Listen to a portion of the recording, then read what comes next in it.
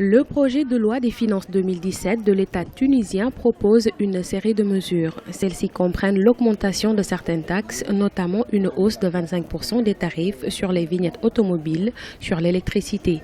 Le projet de loi propose également d'élargir le champ d'application de la taxe de 20 dinars appliquée sur les voyageurs pour les vols aériens internationaux aux voyageurs par voie maritime. On ne peut pas être contre les politiques de rationalisation des dépenses du gouvernement en Tunisie.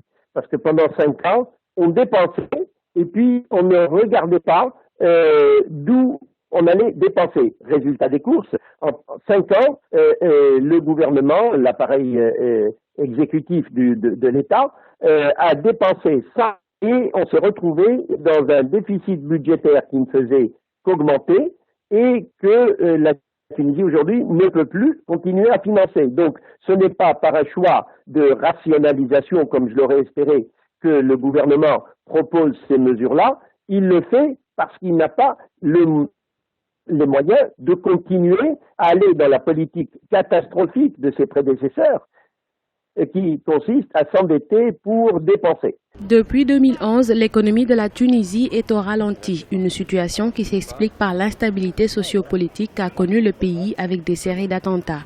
Les secteurs du tourisme et du commerce en sont les plus affectés. Les experts préconisent un plan d'ajustement structurel 2017-2022.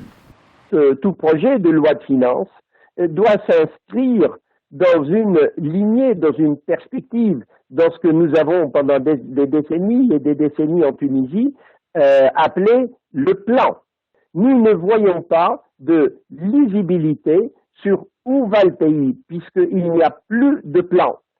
Donc la Tunisie doit se doter d'un plan, c'est-à-dire d'une feuille de route, pour dire d'ici 5 ans, qu'est-ce qu'il compte atteindre.